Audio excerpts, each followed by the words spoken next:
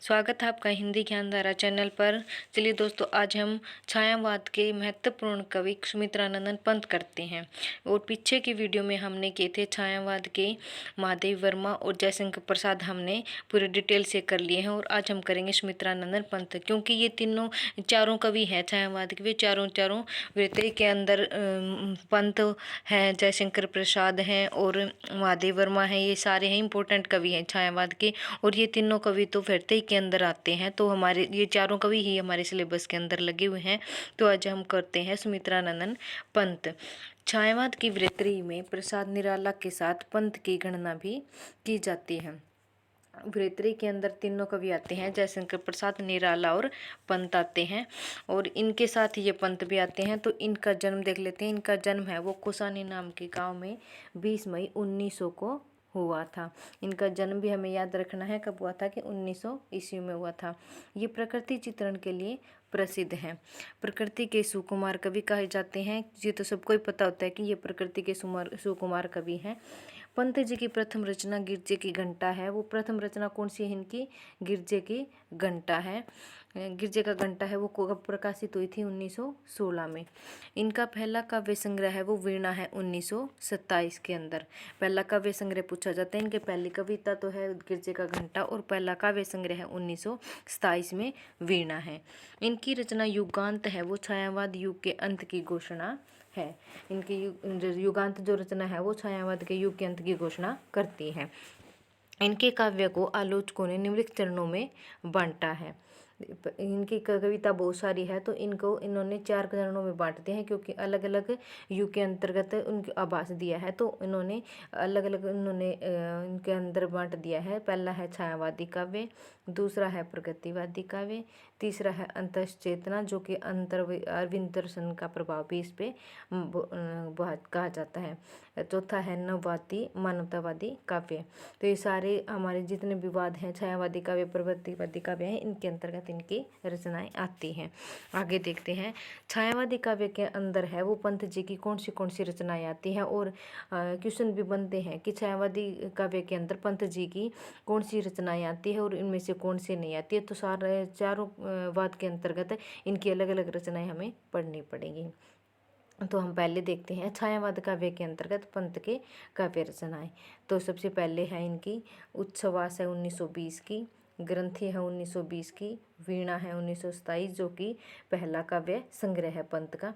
दूसरा है चौथा है इनका 1926 में पल्लव है। ये भी इम्पोर्टेंट है, बहुत बार पूछी जाती है। आगे है गुंजन 1932 की। इम्पोर्टेंट रचनाएं हैं जो कि छायावादी काव्य के अंतर्गत आती हैं। आगे चलते हैं। पल्लव को कवि प्रकृति के साथ संबंध स्थापित करता है। पल्लव के अंदर है वो कवि है पंत है, वो प्रकृति के साथ है, उनका संबंध दिखाता है। और पल्लव की भूमिका को ही छायावाद का मैनिफेस्टो कहा जाता है। ये इम्पोर्टेंट है कि पल्लव की भूमिका को छायावाद का मैनिफेस्टो कहा जाता है। आगे है इनका प्रगतिवादी काव्य। दूसरे नंबर पे कौन सा आता है? पहला आता है छायावादी काव्य और दूसरा आता है प्रगतिवादी काव्य। प्रगतिवादी काव्य के अंदर देखते हैं कि इनकी रचनाएं कौन सी है। इनका द्वितीय चरण है ये। और आगे इसमें रचनाएं देख लेते हैं। पहली है 1936 युगांत, युगवाणी 1939 और ग्राम्य है 40। ये छायावाद के बाद में 1936 के बाद में जो रचनाएं आएंगी वो सारी की सारी किस में आएंगी? प्रगतिवादी काव्य के अंतर्गत। आगे देखते हैं अंतश्चेतनावादी काव्य। अंतश्चेतनावादी काव्य पे हमने पीछे पढ़ा है कि इस पे किसका प्रभाव था? अरविंद दर्शन का। और इस पूछा जाता है कि अरविंद दर्शन का प्रभाव कौन से कवि पे है? तो पंत पे अरविंद दर्शन का प्रभाव, क्योंकि चारों कवि जो इनके प्रमुख स्तंभ कवि माने जाते हैं छायावाद के, उन पे अलग अलग दर्शन का प्रभाव है। जैसे कि महादेव वर्मा पे बौद्ध धर्म का है, वैसे ही पंत पे अरविंद दर्शन का है। तो इसी तरह से इनका ध्यान रखना है कि कौन से दर्शन का इन पर प्रभाव है। तो आगे अंतश्चेतना के देख लेते हैं कौन सी इनकी प्रमुख रचनाएं हैं। स्वर्ण किल है और स्वर्ण दुली। और भी रचनाएं हैं, लेकिन इंपॉर्टेंट रचनाएं जो कि परीक्षा के अंतर्गत पूछी जाती हैं वो इम्पोर्टेंट हमने शामिल की है। तो इसके अंतर्गत हो जाएंगी स्वर्ण किरण और स्वर्ण धूलि। आगे है नवमानवतावादी काव्य।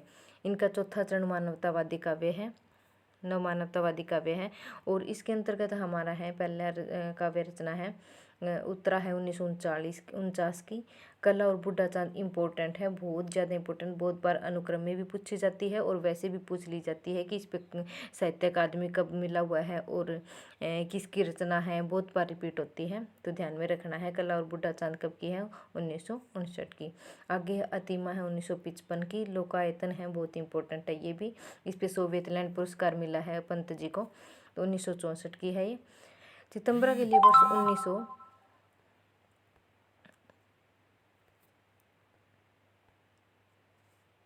एक मिनट दोस्तों, सितंबर के लिए 1968 में भारतीय साहित्य का सर्वश्रेष्ठ ज्ञानपीठ पुरस्कार प्राप्त हुआ था। ये तो सबको पता है कि सबसे पहला ज्ञानपीठ पुरस्कार है वो कब मिला था? 1968 में पंत जी को मिला था। हिंदी साहित्य में जो पहला ज्ञानपीठ पुरस्कार है वो पंत जी को मिला था 1968 में।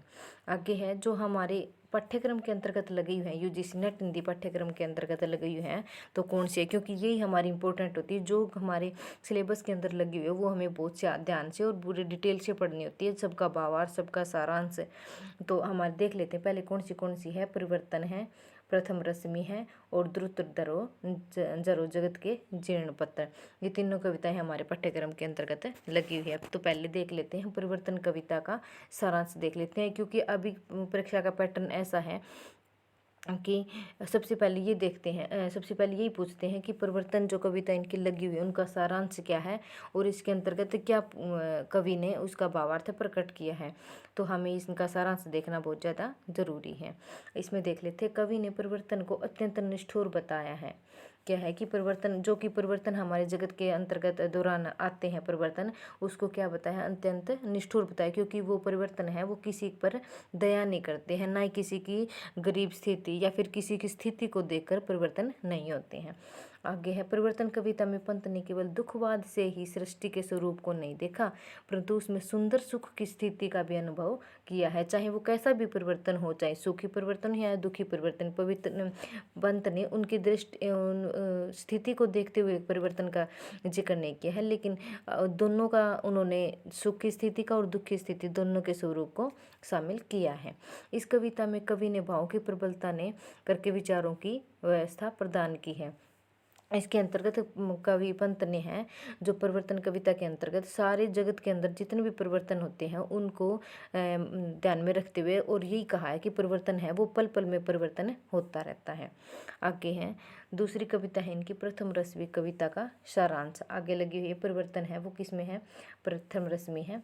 आगे देखते हैं इसके अंतर्गत, प्रथम रश्मि कविता में कवि ने सुबह की प्रथम किरण के साथ ही प्रकृति में होने वाले स्वाभाविक परिवर्तन का सटीक वर्णन और मनोरम चित्रण प्रस्तुत किया है। प्रथम रश्मि से पता लगता है कि इसके अंतर्गत क्या है, तो इसके अंतर्गत है कि प्रथम रश्मि के अंदर सुबह जो सबसे पहले किरण आती है उसकी मनोरम स्थिति का वर्णन किया है। कवि जिज्ञासा से प्रश्न पूछता है कि प्रथम रश्मि के आने से पहले ही संपूर्ण संसार शब्द मूर्छित था, बिल्कुल कुछ भी आवाज़ नहीं थी, सुनसान था और सजीव निर्जीव मानव सब मानव एक ही आकार के थे, परंतु पहली किरण के आते ही उसमें चेतना कैसे जाग गई। पूछता है कि प्रथम रश्मि का आना रश्मि ऐसे कुछ कविता है, तो ये इसके अंतर्गत ये उन्होंने अचंबा ये किया है कि प्रथम रश्मि के आने से पहले ही जगत के अंतर्गत सारे सजीव निर्जीव को कैसे पता लग जाता है कि प्रथम रश्मि आ गई है और उनमें सबसे में कौतूहल होने लगता है, सारा परिवर्तन है होने लगता है। ये पूछते हैं कि उनमें चेतना कैसे जागी और कवि को प्रकृति का यह परिवर्तन बहुत ही कौतूहल लगता है, क्योंकि वो बहुत ही आश्चर्यजनक होते हैं। और चिड़ियों को रवि के आने का कैसे पता लगे, इसमें सबसे पहले उनको पूछते हैं कि चिड़िया को कि उनको कैसे पता लग गया। आगे है द्रुत झरो जीव जगत के जीर्ण पत्थर, ये कविता भी बहुत इंपॉर्टेंट है और बहुत ही ज़्यादा पूछी जाती है। इसके अंतर्गत इस कविता में पंत ने पुरातन रूढ़ियों और परंपराओं और निष्क्रिय मान्यताओं को समाप्त करने की इच्छा व्यक्त की है।